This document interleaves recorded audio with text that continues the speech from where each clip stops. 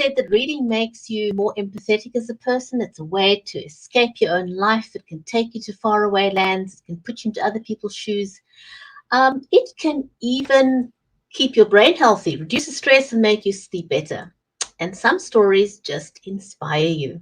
But today we're going to be talking to V.S. Holmes, the creator of the sci-fi series Star's Edge, Nel Bently books, and in particular, the book Heretics. Don't go away. We'll be right back.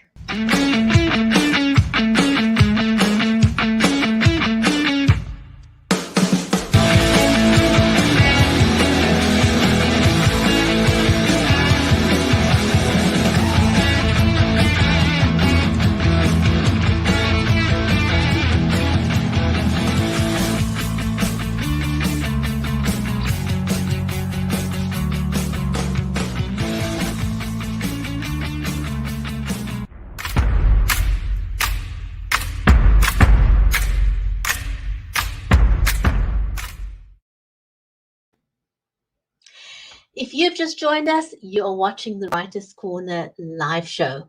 I'm your host, Nel Bently from Cape Town in South Africa. Our stream today is made possible by Creative Edge and BeLive Media. A special warm welcome to our viewers. If you are watching us over on Amazon Live, on Twitter, on Facebook, YouTube, and over on LinkedIn. This is an audience-centric show, so the comments are being monitored. If you're over on Amazon Live, I've got my phone here, so I'm monitoring your comments over on Amazon Live. So just know that you will not be ignored. And with that, I want to just give Tish a shout out. She has been a long-time supporter of the Writers' Corner live show. So welcome to the show. In today's show, we're going to be talking to V.S. Holmes, the creator of the sci-fi series The Star's Edge, Nel Bently books. And we're going to be focusing on Heretics. If this is the first time watching the show, then let us know in the comments somehow, and we'd be happy to give you a shout out to welcome you. But before we introduce our guest, V.S. Holmes, I'm all about helping people level up. And these days, when you are an author, you need to be online effectively because we're not out of the woods of the pandemic yet and everything is done online. So one of the things that I use, for example, is Logitech Brio camera. It's got trademarked right light and HDR technology, which means it can automatically adjust your lighting conditions. Fantastic. If you haven't got the best light, invest in the Logitech Brio. And for audio, I use the Samsung CO1 USB microphone. There we are. This is the microphone that I use. The diecast is absolutely fantastic for sound. It reduces noise vibrations, and so it's ideal for people who are online. But not everybody wants to have a huge big camera or microphone, and you don't have to. You could also use something as tiny as the Rode Lavalier. It also is fantastic. You do want to make sure that your audio is good because people will forgive if they can't see you very well, if your camera's a little bit fuzzy, but people will definitely tune out if they can't hear you well. So audio is super, super, super important. And then, I know a lot of people don't have cameras or they may not even have a laptop and they go live or they prefer to go live from their phone, and nothing wrong with that. But you do want to stabilize your phones. And two things that I recommend if you are going to be going live from your phone is a stabilizer like the DJ Osmo, which I often use, or you can stabilize your phone in a tripod, or the photographer, anything, but stabilize your phone, because if you don't stabilize your phone, you actually make people feel seasick. No one can hold their phone in their hand for like 30 minutes without shaking your hand. It's impossible. So do invest in a tripod or stabilizer of some kind. So if you're watching the show over Amazon Live, then you will notice all those things are over in the carousel. So you can get them there. Also, our book today, Heretics, is also in the carousel. So it's very easy for you to just get that. And Tish is saying Logitech is the way to go. Yes, Tish, I started out with Logitech a long time ago. This was my original camera, my original Logitech camera. But it's come a long way to the Brio where we are today. So getting back to our amazing author for today, V.S. Holmes is an international best-selling author and creator of Blood of the Titan series, as well as the Nel Bently books. Smoke and Rain, the first book in the fantasy quartet, won New Apple Literary Excellence in Independent Publishing Award in 2015 and a Literary Titan Gold in 2020. Travelers is also included in the Peregrine Moonlander mission as part of the Writers on the Moon time capsule. Now, we're going to be focusing on the book Heretics. But who better to actually talk about it than V.S. Holmes? Welcome to the show. So glad that you are able to join me today. Thank you. Thank you so much for having me. This is really fun. It's an absolute pleasure. How did you get into writing in the first place? What got you started? Because sometimes people say, it's just something that they started doing from a young age, or it was their mom or their teacher. What inspired you to put pen to paper? Well, I grew up in a very literary household. My mother was an editor, albeit for nonfiction, for many, many years. And my dad was a big sci-fi fantasy lover. And so I sort of naturally gravitated towards fiction when I was younger. And I did notice that there were a lot of books that didn't have characters like me in them. And, as a young child, that can be kind of alienating. And so when I got a little bit older, I wanted to write stories that had characters that, looked like me and loved like me and felt like me. And so that was sort of my first inspiration to start writing. And then I started writing the two series that you were just talking about, Blood of Titans and Star's Edge Nel Bently, when I got to be more of an adult. And I wanted to explore some wonders of the universe, albeit, in fantasy and in science fiction. So. I must tell you, Tish is watching us over on Amazon Live, says that you have a very happy, smiley face. Thank you. People don't get to see it as much with the masks these days. So. I know. It's very, very hard to be as expressive as you normally would like to be.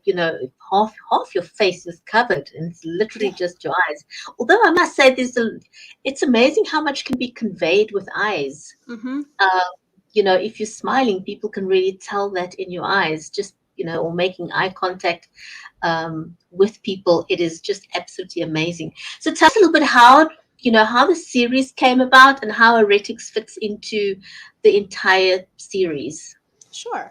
So Travelers and all of the Star's Edge Nel Bently books follow Dr. Nel Bently, who is a foul-mouthed, foul-tempered archaeologist. And she is digging on a site in Chile. She's an academic archaeologist, so she's running a school for some of her grad students and her undergrad students. And she discovers that this site of hers is at the center of this intergalactic feud that is several thousand years old. And she gets thrown into this world of high tech and higher stakes. And though she's not much of a tech person, and she's quite skeptical, there is a certain person, Lynn, who is quite cute. And Nell gets her sights set on Lynn and can't help but just throw herself headfirst into this world. And Heretics is the fourth book. There will be a total of 6 in the series. And it follows Nell as she comes back to Earth after a hiatus that was a lot longer than she anticipated. And she discovers that the world that she left behind doesn't have a space for her, or maybe that she no longer fits in the space that she left. And it was really fun to explore that concept, with added explosions. I can well imagine. Now I know that you got a raving review for the book. How did that feel? I mean, that is just amazing. Yes, thank you. I was absolutely floored. Having a review, I appreciate all of my reviews, regardless of the source. Reviews are some of the best gifts, free gifts that you can give authors. And to have Heretics reviewed in Publishers Weekly was really incredible for me, especially because this book I wrote at the very beginning of the pandemic and also in the wake of grief of my father's passing. And it really felt a lot of times that some of the characters and feelings in Heretics were just ripped right from my chest. And so to have something so visceral and emotional reviewed so highly and in such a prestigious magazine was really, really incredible for me. I can well imagine. Now, I've been saying to authors for the last 2 years, and I'm going to ask you this question as well. What was it like to write a pandemic book? um, well, not fun. I had to rewrite it, actually. I wrote it twice. I started out using the method that I had always been using. I was quite a heavy plotter, so I sort of plotted out all the beats, and I did that even more so with Heretics at first, partially because there was so much chaos going on, and I was dealing with a lot of other personal stuff as well, out regardless of the pandemic. And so I thought that if I adhered even more strictly than usual to this outline, that would help me get through this book. I was so wrong. It was actually the opposite, that was true. And when I scrapped the entire outline, I found that what my problem was Nell was feeling a lot of the same feelings I was feeling: isolation and confusion and fear of something that she couldn't see, but that was deadly and killing people that she loved. And hers was a deadly radio transmission, not a virus, though the virus did make a brief cameo in the book. And I think that was part of the problem, was I didn't want to face some of those feelings because I was surrounded by them. And it was cathartic. It was cathartic to write through them, but would not recommend doing that. Yeah, I can well imagine. Tish is just saying over on Amazon Live about your review in Publishers Weekly. She says it's a kind way of knowing your work is accepted and that people love it, which of course It it is. absolutely is. Mhm. When you're writing, do you write longhand or do you type? Because a lot of people, some people like one and other people like the other. Which do you do? I do a little bit of both when I'm, sitting down and going to work, so to speak. I type. I have a Google document. I travel a lot, so it's a lot easier for me to carry my laptop and a hard drive than it is, a stack of notebooks. But I do carry one notebook with me, and because I'm oftentimes away from internet connection or away from my computer itself, I do often write longhand if something strikes me, if some sort of inspiration happens, or I'll just text it to myself, which of course is great, except when I have to decipher what the heck I meant much later, because my phone will autocorrect, and I'm like, that doesn't make sense. I know I thought it was brilliant when I wrote it down. So I do a little bit of both, but when I'm really getting into a scene and sitting down for a long time, I do type. It's much faster for me, and my handwriting is atrocious. So I know now Mary, who's my co-host on the Writers Corner live show, what she does is she sort of goes between writing things down and just doing voice recordings yes. when, a thought is in her head, because, Mm-hmm. she often says these random thoughts sort of just come into her head during the course of the day. And if she doesn't have anything to write, she'll just do a voice recording and then capture that text Wow. later, so you've got to do whatever works for you. Mm-hmm. Yep. Yeah. Well, you can't miss out on those thoughts, because you always think like, oh, I'll remember it. It was a big enough epiphany. You won't. You won't remember it. Isn't it funny how that works? That you often Mm-hmm. kind of think, no, I'll remember that. And once that moment's gone, it's gone. And it's very difficult to recreate what you felt at that exact moment. Yes. Do you have a favorite section out of the book I can ask you to read? Would you mind? Sure. Sure, I can. So this is the fourth book, and Nell is the main character. She's the only point of view character. And Lynn is her on-again, off-again girlfriend. And Dar is Lynn's brother. So it's just a brief little orientation. So this is from chapter 3.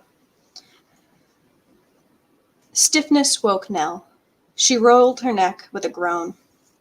I don't think I have the body for camping anymore, she muttered, peering against the sunlight bathing her face. Somewhere above, a hideously cheerful bird chirped, and she fumbled for her sleeping bag zipper. There was no sleeping bag, or tent. Sunlight was beaming from mirrors and lamps just overhead. The chirping continued, and she glared at the holographic message displayed over her wrist. Reminder, shuttle departure for La Fée de l'Amour in T-minus 105 minutes. She peered at the glowing red letters for a moment before parsing that if she didn't hurry, she might miss saying goodbye. No, no, no, no, no. She scrambled to her feet and bolted to the nearest elevator shaft. Shoving through the doors, she jabbed at her communicator. No messages from Lynn, or Zach, or frankly anyone. Only one unread thread blinked in her inbox. And it was the 4 system reminders that she had apparently slept through. She swiped it clear and bounced on the balls of her feet, trying to blink exhaustion from her bleary eyes. Come on, she muttered to the elevator as the floors rolled past. Weight draped over her as the capsule hurtled outwards. Another 2 seconds, and it hummed to a halt at the residential level. She broke into a jog. Whatever she and Lynn had was complicated, made even more so by the layers of their increasingly complex world and Nell's own mercurial temper. But I'll still miss her. More than she'd like to admit. Tense voices slowed Nell's steps as she rounded the last bend to Lynn's room. Shrinking back against the wall, she peered around the corner. Dar lounged beside Lynn's open door, feet crossed at the ankle.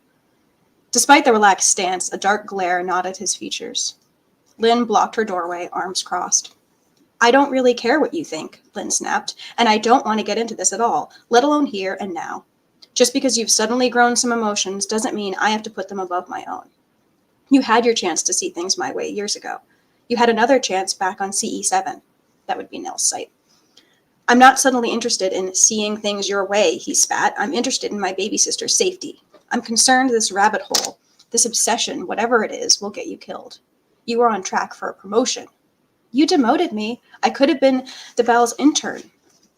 I had my reasons. What kind of person follows someone across space? He hissed. Dar. Lynn's voice was tired, but tense with something else. Fear? Nell fought back the urge to rush from behind the corner and wedge herself between them. Except Dar didn't look like he was going to hurt her. Lynn, please just think about it. Aya and Ibu are worried too, you know. Lynn's hand slammed into the wall with a sickening thud. Tendons bunched in her throat, but Nell couldn't say if it was pain or fury. Is that why I haven't heard from them in months? You're holding them over my head until I sharpen up and fly straight? Dar looked away, and his gaze halted on Nell, tucked by the door. She opened her mouth to apologize, but his head shook almost imperceptibly. You know I haven't heard from them either, but they mentioned it before, and again when Nell's transfer docs came over their screens this morning.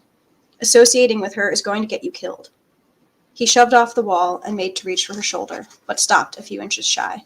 Please, just consider it. Nell jerked out of sight again. A second later, he almost collided with her as he strode around the bend. His gaze pinned her, but he said nothing, boots stomping long after he disappeared up the hall. She peeked at Lynn's door again. It was shut, the corridor deserted. Dar clearly felt she threatened Lynn somehow.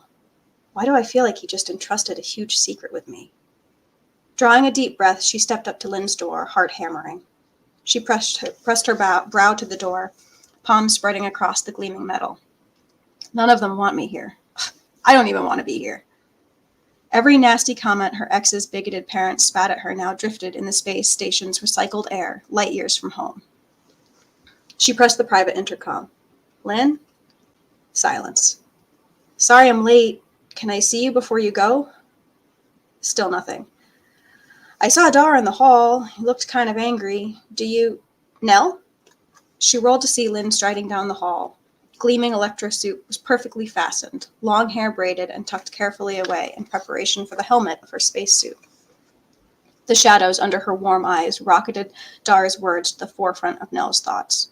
What kind of person follows someone across space? She pulled a smile she didn't feel onto her face. Hey, babe, just looking for you. Me too. Is your comm on? Did you get the messages? Nell glanced at her wrist. Just a bunch of updates about your mission. Our mission, Lynn interrupted. Her expression might have been a smile, were it not for the hardness in her eyes. As of 0200 today, you've been transferred to the field task force. You're going home. Wow, that was amazing. That was very, very, very captivating. Is this book available in audio? I mean, you are just amazing. Thank you. The first book was available in audio, but I'm recasting the narrator. I need someone who can nail Spanish accents. So yeah, it's not in audio yet. My other books are, but I'm working on it. So now you've given me extra inspiration. You just did an amazing job there. Thank you. So well done. Now, you seem to have mastered the art of Tish says, oh my goodness, that was just an awesome, beautiful reading. Kudos. Thank you. Thank you. Audio books as well. So she totally agrees with me. For a new author who's watching the show, could you share a quick tip for or strategy for compelling storytelling? Because you seem to have nailed it. Thank you. Honestly, throw out most advice and write what you want to be reading. Write what excites you. If there's something, and I don't really agree with the term guilty pleasure myself, because all art is awesome and you should consume it. But lean into whatever like weird little obsessions and fascinations you have, and just let yourself wallow in it, and absorb as much art as you can, but really just let yourself have fun with it and let yourself enjoy your characters, because I've found when I am trying to be very prescriptive and follow all the advice, that's where I lose the heart of my work. And I think we need to have more fun with our creativity and remember that it is art as much as it is business too for some of us. So your characters is mostly around your own life experiences, or do you include life experiences of people in your circle of friends, people that you know, people from school? Definitely both. I haven't gone to space yet, though my work has. I like to draw from my experiences, and I also like to draw from what I wish I could see. A lot of science fiction can serve as a warning, I think, especially, the classics. A lot of those have big, maybe don't do this warning labels in their worlds. And for me, I also like to build worlds that I'd like to see ours become, and the things that I would like to see, come of my friends and my career, especially when it comes to like the high tech stuff. I like to think like, oh, well, what would make my job easier? So I do that, but I do also include a lot of fun anecdotes, from my own life. I have a little passage in the book that says to my coworkers, if you see some of your anecdotes and stories in here, thank you. I have changed most of the names to protect the guilty, but. Now, just looking at your covers, I mean, your covers are amazing. How do you decide on the covers? Do you use one artist? Did your publicist decide on the covers? Tell us a bit about the covers of the books. Well, thank you. I'm glad you like them. I did them myself, actually, which is like the big no. Don't do your covers yourself. But I find myself to be pretty decent at it. When it comes to photo manipulation, when it comes to my fantasy books, I do use artists and then do the formatting as far as the text and so forth myself. I'm very very big on things that, match and are consistent across the series, perhaps to an annoying degree. um, but I do really love that consistency, and I do a lot of research when it comes to what other books within my genre are doing, what seems to be catching people's eyes. And I love color. I love playing with contrasting colors, and especially with, space and the, stars and eclipses and things like that. I find that really enjoyable. So I like to incorporate that for sure. Fantastic. Yeah. Tish is also saying, she says the covers are absolutely perfect. I like to look at the covers of the book, because not everyone does their own cover. Well, I think you're probably the first author that I've come across that's done their own cover.